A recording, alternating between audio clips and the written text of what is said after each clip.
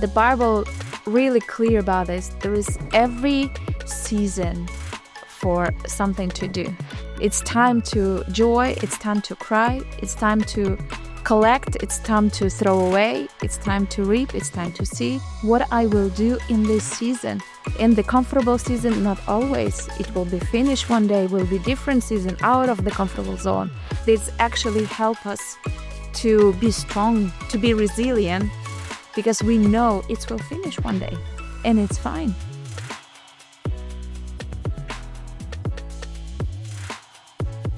Welcome to today's episode of You've Gotta Hear This, a lifestyle podcast with conversations crafted to help you take big risks, defy limitations, endure through the struggles, and build a life you love.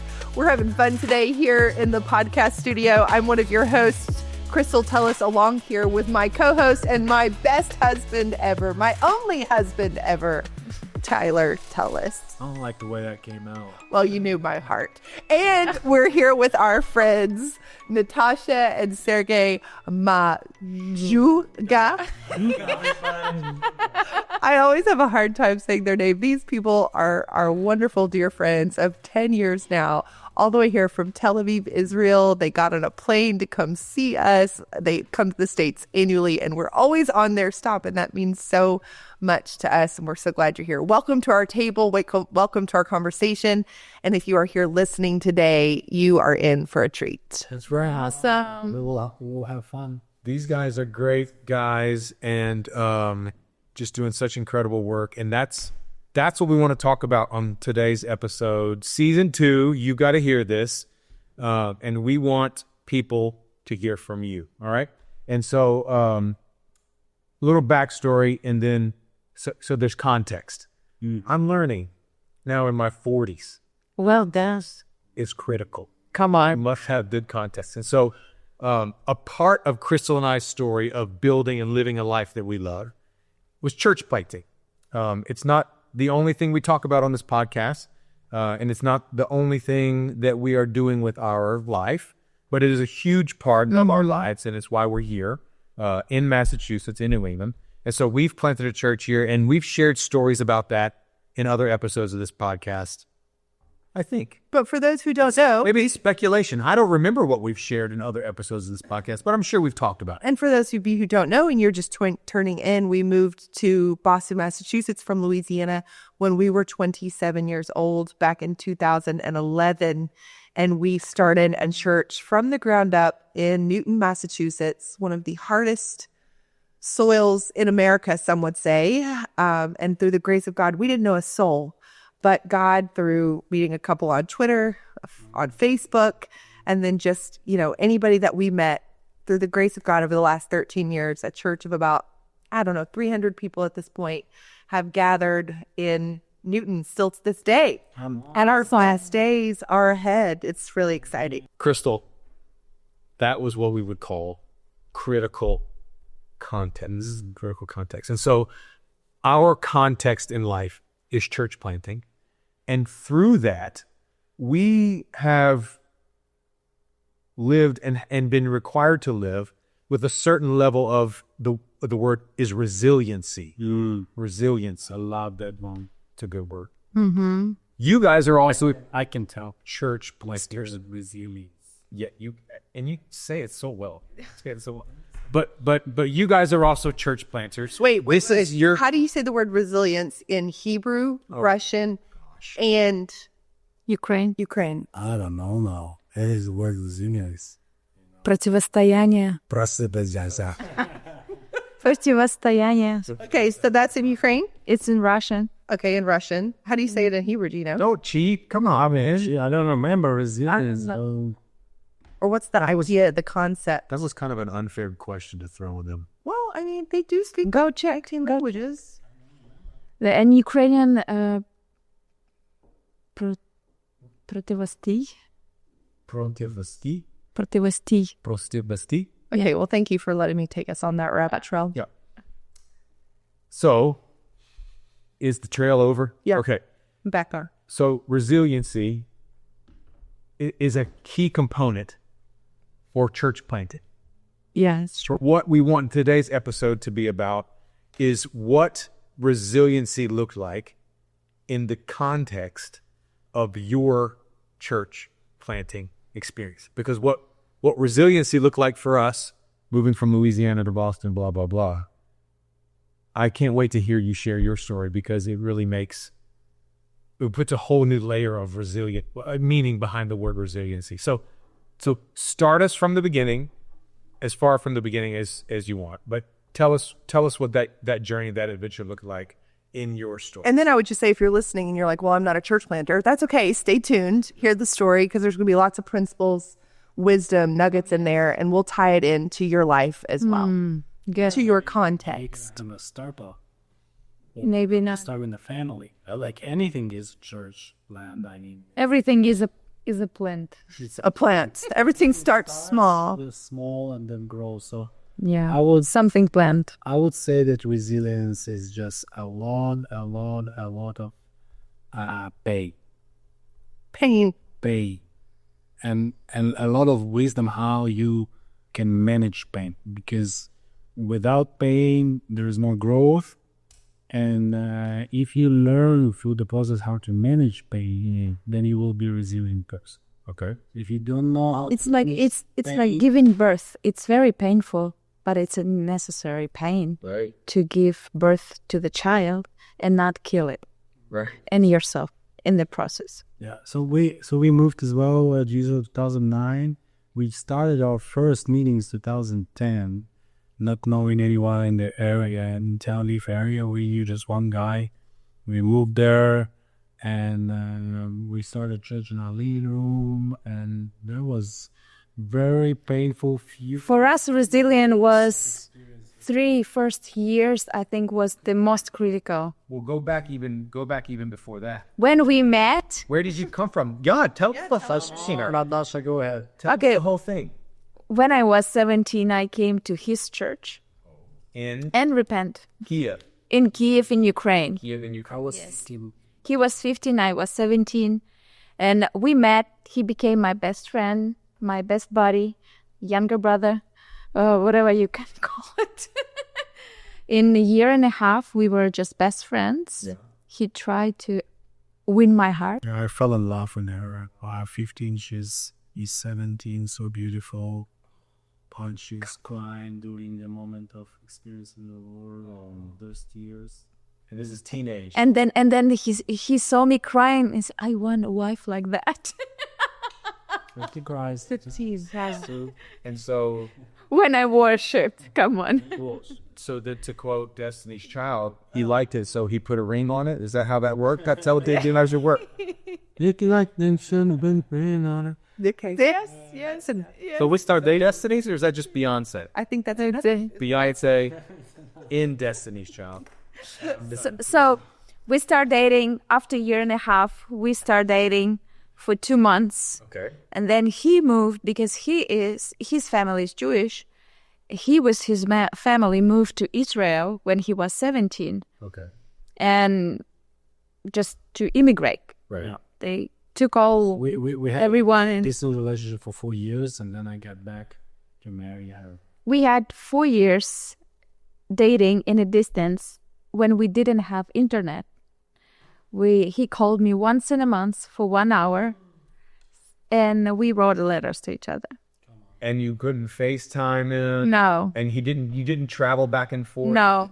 There was no texting. It was very expensive traveling for, 18 Yeah? years old Day kid. of dating on distance. It was Our very hard. relationship, we had so much resilience, yes, in our relationship. So we grew up. Yeah. We grew as leaders in our Yeah. churches. Natasha, back in Ukraine, I was In leading Israel. the other church in Israel. Wow. And then this is the moment when God called me back then to Yeah. plant the church, 2003, 4, something like that. Okay. So during this process of pain, not having my friend beside me, and now I had to experience only Holy Spirit, only God, only, and church and ministry. I had friends, but not like Natasha. She's my best friend still. And then we got married, and we had plans to move. Before we married, we already knew that we will married, and I moved to Israel to plant the church. Church Tel Aviv. Didn't work out so quick because we were denied to come together. We had a long story about how we moved, but we stayed in Kyiv for 3 years, finished Bible school, and then we moved back. Wow. So before you could go to do what you felt called to do, there was more waiting. For wedding. More time. 3, 5, 6 years, maybe something like that. Something like that. But we as well, we moved. God actually prepared so hard way, I would say. His way. Okay, his way. But his way, it's a hard way, I believe. Because sometimes we rebellious and we want to here and now. And God say no. So let's talk about that a little bit, because So I just a few of our listeners are young. And young, I just mean, I still feel like I'm young, but, in their 20s. Me too. I'm no longer in my 20s or 30s. And I remember being in my 20s and 30s, and we all want to rush things, and we feel like we're going to miss the call of God in our life. So if you don't mind, I know I have the privilege of knowing your story a little bit, so I'm just going to pull some things out. But you were actually leaders in a very large church. Some of you might know it, Hillsong Church in Kyiv. You were leaders there, but you were also in the marketplace, and you had garnered a lot of money. Can you kind of tell us about that and just how those hardships and that story that I know, maybe you can bring the listeners into it, really built the resilience of who you are today? Lots of events, lots of pain, because we have our own plans, and if you want to make God laugh, something you're bad. Yes, that's an American saying, yes. Same thing in Hebrew and in Russian language. So, and we had this plan, we're gonna do the investment things, and it's gonna bring income, passive income, and we're gonna be church planters with a lot of money. They can take a annual passive, not annual, monthly passive income.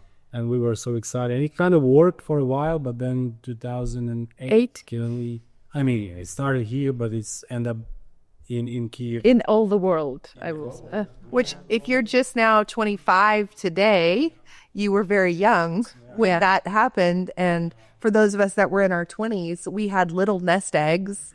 And the global economy collapse that happened because of the Big Short, it really took a toll. I know Tyler and I lost everything. Lost a lot. We lost. Our son, oldest son, got sick with asthma, but we didn't know that it was an asthma. He was slowly. He couldn't breathe. He was slowly dying, and it was hard. We had already our second child. It was a little baby. And I felt that this is a time for us to make a change. No money, like literally no money. Nothing. Different issues, financial. Our oldest dying, like he cannot walking. We lost our reputation in the church because we had some people involved in the investment things. We were starting up, and we lost our reputation. And Natasha told me that it's probably not the best time. This is not the best time to leave. It would look like and plant the church, but I had this feeling because it looks like run away. Of course, from pain, from trouble. We went from one pain to another pain because when we moved, Israel government didn't like us to be there. Sure, they didn't want us to be there, so we had. But our sons healed. Yeah, that was. Actually, we moved. The last point why we moved was the Solomon was really bad. He couldn't walk. Like, I had a small kid, 4 months old, and the 2 years and 4 months old, and both of them was on a crib because the Solomon could not walk because otherwise he could not breathe. He could not do any activities. Wow. So, and I just came to God and I said, God, whatever you prepare for my son, if that's it, I let you do whatever you want to do. So I'm just give up and I surrender and I give you my son. Whatever you want to do with him, I cannot save him. I cannot heal him. It's only you can do it. So whatever you want to do, do it. He's still breathing, huh? Yeah, he's still breathing. And in that moment, I realized that Sergey's mom bought us the tickets because we don't have any money. Right. And she said, we have in September, it's like in 2 weeks, or we can do it in the end of October. And I realized that if we will buy tickets in October, he would not survive till October. He will not make it. And I said, take it in September, in the beginning of September. And we pack all our life in 2 weeks. Wow. And we just moved Our friends gave us like $200. in the airport. Yes. It was all our money. And we moved with the 2 boys, with the 4 suitcases, everything we left behind. Church planters. Yes. Wow, we really have a lot in common. I'm just sitting here thinking. I mean, You just remind, and the feeling, I come back. I mean, because all the what flashbacks. year was that? I was 2009. It was So 2000. 2009 is when our world, kind of everything we knew and loved, really started falling apart for us. And I like to call it God, like Pushing. ruffling the nest, making it uncomfortable, you know, like mama birds will add sticks and branches to force the baby bird out. And yeah, that was 2009 for us. It was when we lost everything. We had a house we couldn't sell, and all of our saving, everything was in it. And we were receiving benevolent groceries from his mom's church. They felt sorry for us, and we had no health insurance, and I miscarried, and I was on I herniated my disc. I couldn't walk. It was just a really dark time. Yeah. The church planting organization that we thought was going to plant us told us no. They couldn't get behind us, and so we really felt like completely alone and dark in the world. But then we moved anyways. When the Lord finally released us through the words of our pastor that, he felt like God said, get behind us. We moved anyways with 2 little boys. Our friends actually came to our house and you remember that, Dave and Mallory, they put $1,000 in our hand and just said, we love you and we will miss you. But, and that was like one of the first donations that we received. And it was everything we needed, that and our tax refund that we had just gotten. That literally we moved up from Baton Rouge to Boston with $7,500 to our name, to pay the first, last, and security deposit of an apartment and a moving truck and, expenses and our 2 little boys. So we do have a lot in common. That's why you're my people. Yeah. That's a critical context. Critical. But the thing that, and this is not like a competing stories podcast. That's not what we're doing. I don't feel like that's competing. The thing that right. Well, I'm basically saying the thing that makes, if it were you win, is because y'all did that internationally, Right. as immigrants, different languages. That's right. Very different cultures. No rights to stay. No rights to stay. No promise of tomorrow. And a completely different religious foundation, culture, society, everything. Yeah. Right? And so take us now from the resiliency of enduring to get there to now you're there. And you started this a while ago. Small meetings, gather, whatever. Tell us what that season was like and what resiliency was required of you there. Which, before you answer that, I think there's something our listeners have to hear here. Oh. Here is there's always somebody that has it harder than you. Like, no matter how hard you think your story is, there's always somebody out there that's got it harder than you. And I think if you just keep that perspective, like, had we known you back then, I think it would have been an encouragement to us when we got into those moments of, dear God, why me? To be like, oh, but Natasha and Sergey, like they're, at least we're not in Israel trying to plant as Ukrainians, like. Yeah, and God is always good, and He shows these stories harder than you. And I remember back in the days when we had this rough startup, reminding like we didn't have right to stay, so we hired a lawyer. I mean, my grandma hired a lawyer. He gave all her savings. And we started this process of immigration process, because I had issues with my documents. They were completely Ukrainians, and in Israel you can stay only if you have Jewish roots, so they're not Jewish at all. Or married, I'm Jewish. And so we started the long process, and during this process we were renting church without any funds, just an idea. I was working non-official jobs, while trying to fund my family and the church surviving. They were just surviving mode completely. And then we were starting, and And I remember I was going to this little garden next to our apartment in the first year of churchman, and I was just praying to God. I remember there was Christmas time. I was praying and asking God, why? Where is your promises? Where is my 10 grand passive income you promised me? You know, where are all of that? You know, where is the, you know, everything that you promised me? And he's like answering me in very, you know, like father kind way. He says, do you remember Jesus' story, how he was born in Bethlehem? Yeah. Oh, he plays the Jesus card. Okay. He's the King of Kings. You know, and he even didn't have a bed. And he even didn't have a bed to sleep, you know. And I'm like, I'm sorry, God. Yeah. I know. We'll be all right, but the Father. And I think this is what building helps. This resilience, when you have hope, when you know that God is on your side, and he will make through. And that you put your focus as well. It's so important. What is your focus on?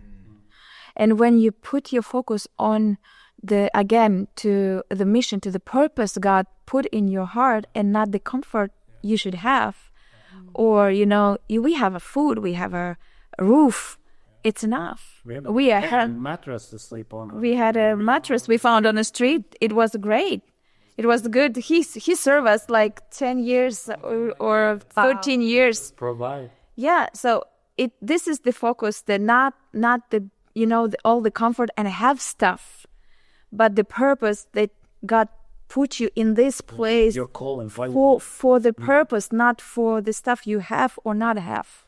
I think God will put those promises before, like the investment and all the money. I remember before we moved, I could see in my spirit, like when we would visit here in Boston, I could see in my spirit the days that we're living in today. I could see it in my mind. Mm-hmm. And when you're young or immature, you expect it. Yeah, right away. Right away. Yeah. Microwave, instant.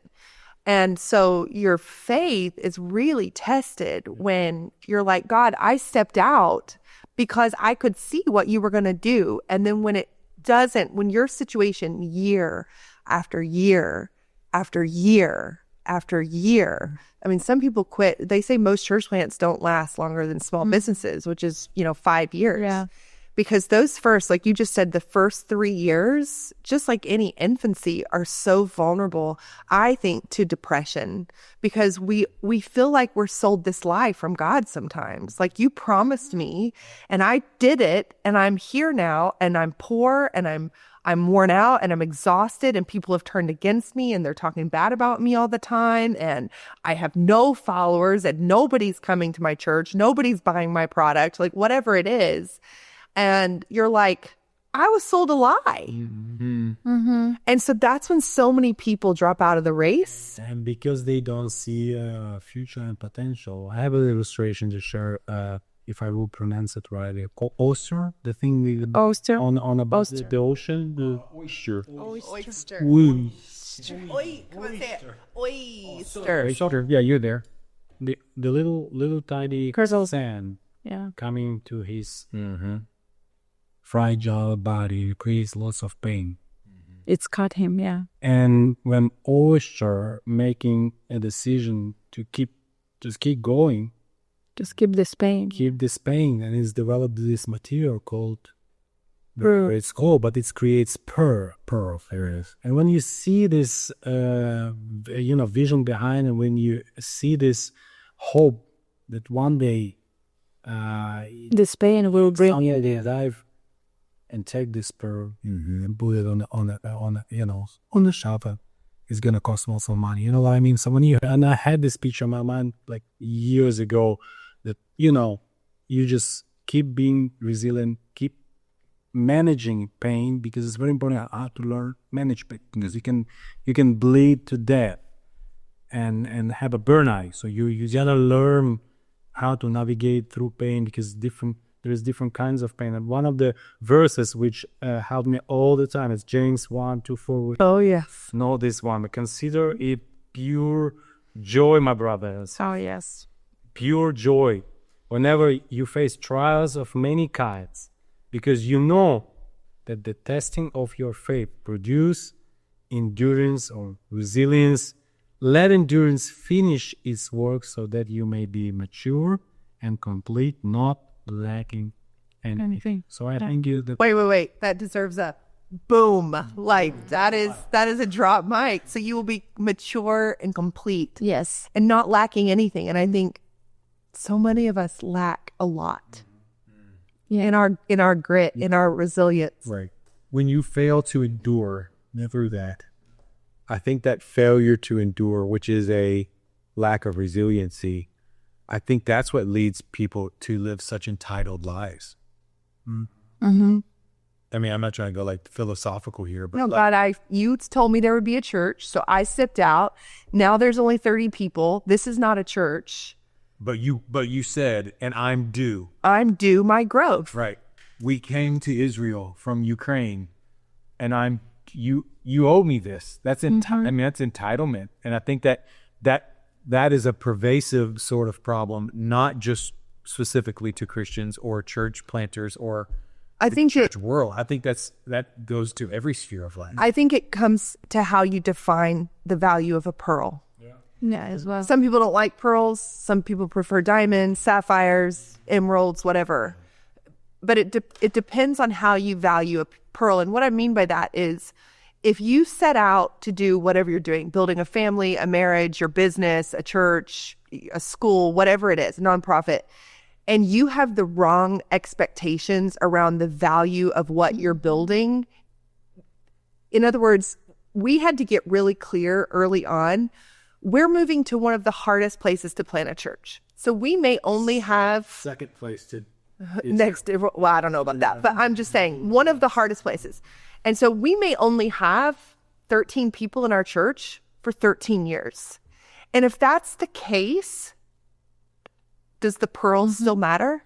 Is the pearl still worth? And I will tell you, one of the biggest pet peeves, the little irks, I'll have irks, that Tyler and I have experienced over the years is when other pastors from different contexts come into our world with almost like pity on us.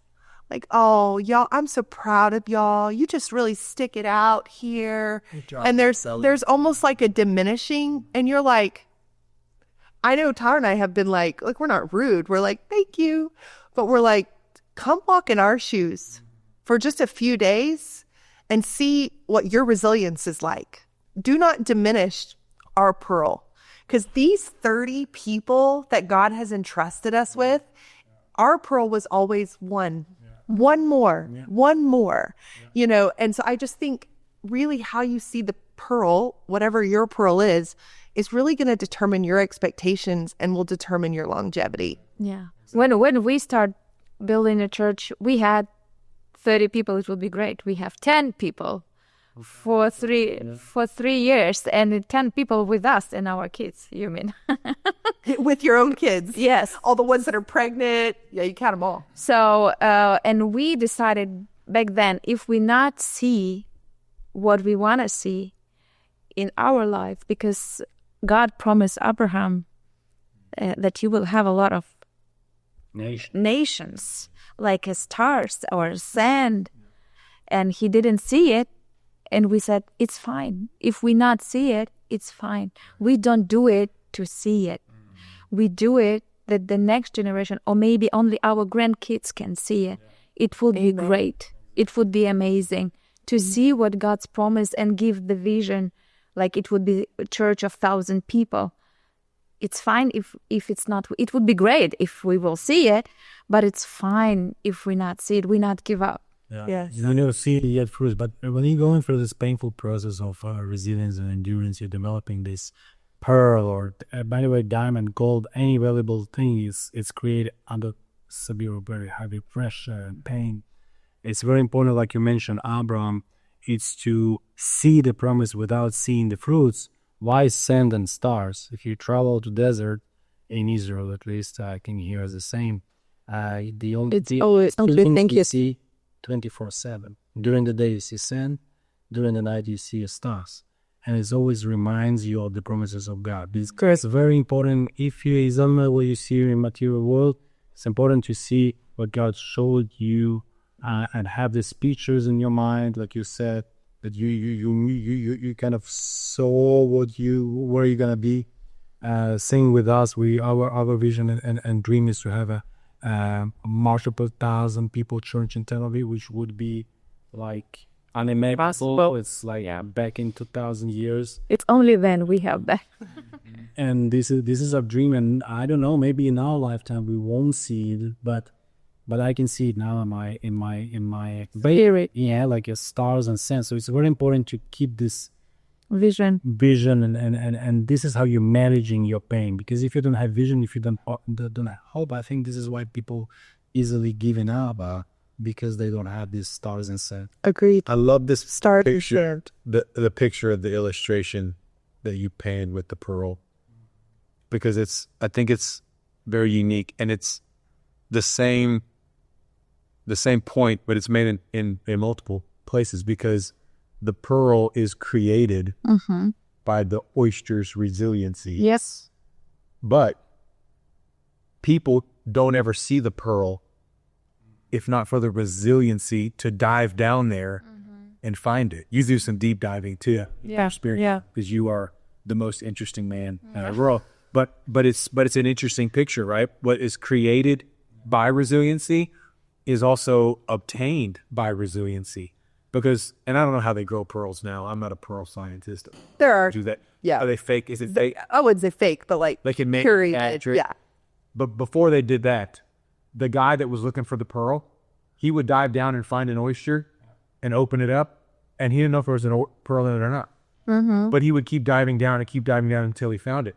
And so, yes, you have to endure the pain to produce the pearl, but you also have to endure the depths to retrieve the pearl. Good word. And you're not promised a pearl. But that's what resiliency is. That's what enduring through trials and tribulations is. It's just keep diving. And I think that's what's so powerful about your story, about our stories. Oh, yeah, of course. And really, I mean, any story of success, however that's measured and however that word applies to that context, right? So, I just wanted to ask a question. I just want to add a little bit. What helps me with the resilience when it's very tough times? Yes. The Bible really clear about this. There is every season for something to do. It's time to joy. It's time to cry. It's time to collect. It's time to throw away. It's time to reap. It's time to see. And it's time for war. It's we have so many different seasons in our life, and it's fine. It's good. And what we need to do, it's just our reaction. What I will do in this season. In the comfortable season, not always. It will be finished one day, will be different season out of the comfortable zone. And we need to be ready for the different seasons in our life. This actually help us to be strong in the bad time, to be resilient, because we know it will finish one day, and it's fine. It's good. I've heard it said there's no wasted season. Yeah. Unless you waste it. Yes. Yeah. You're the only one that You're the only one true. that can waste your season. It's true. Yeah. This is my motto. Hey, we know this has been such a great conversation so far, but you have maybe a job, a family, a life to live. And so we're going to call time out here, make this a 2-part episode for you. And so we're going to call a break right here. And we want to just declare here after part 1 of this amazing conversation with you guys. Thank you for being a part. Thank you for tuning in to You've Got to Hear This. But we want to declare over your life today that you will live a life where you defy every limitation and live and build a life that you love. And make sure in a couple of days you tune back in for part 2 of this amazing conversation with our beautiful friends from Israel. Thanks.